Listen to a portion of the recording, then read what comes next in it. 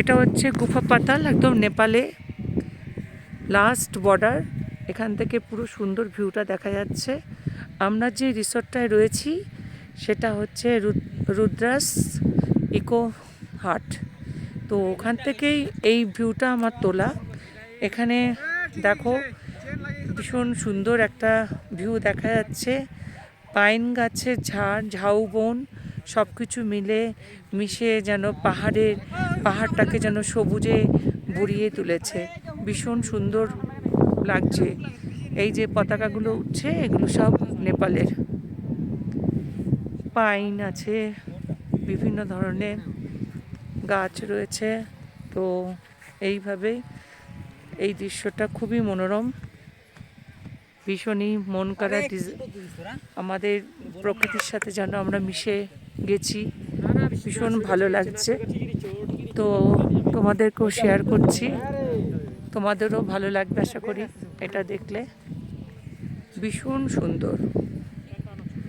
এখন রোদ উঠেছে আজকে, তার মধ্যে দিয়ে ঝাউবনগুলোকে খুব সুন্দর দেখাচ্ছে। পাহাড়টা দূরে রয়েছে, একটু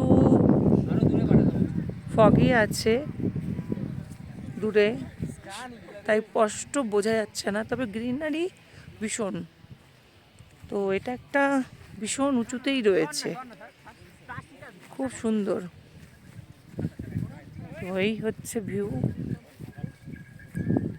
তো জায়গাটা একদিনের জন্যই ভালো লাগবে, এসে দেখো, দেখে টেকে এনজয় করো সারাদিন।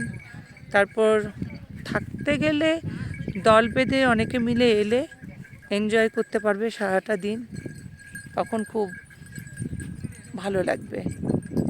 আমরা এসেছি বন্ধুরা মিলে, কিন্তু আমরা এখানে আজকের দিনটা আছি, কালকে আবার আমরা অন্য একটা জায়গায় চলে যাব। যেখানে যাব সেখানকার নিশ্চয়ই আমরা ভিউটা দেখাবো। এই যে অনেক ট্যুরিস্ট এসেছে, নিজেদের মতো এনজয় করছে। এখানে নেপালি লোকজনরা পিকনিক করছে, সবাই মিলে ফ্যামিলি নিয়ে এসেছে। যেহেতু জায়গাটা একটু নিরিবিলি, তাই অনেকেই এসেছে, নিজেদের মতো ঘোরাফেরা করছে। এই যে কেউ যদি ঘোড়া চড়তে চাও, ঘোড়া উঠতে চাইলে উঠতে পারে, সেই ব্যবস্থাও রয়েছে।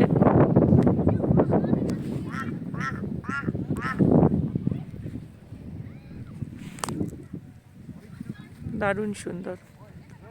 তো এইটুকুনি তোমাদের আজকে শেয়ার করছি, তোমরা দেখো, আশা করি তোমাদের ভালো লাগবে।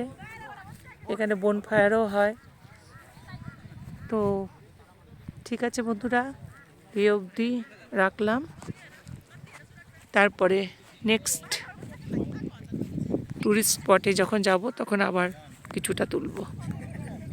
এটা রুদ্রাসেই রয়েছে এই ভিউ পয়েন্টটা। ঠিক আছে, বাই।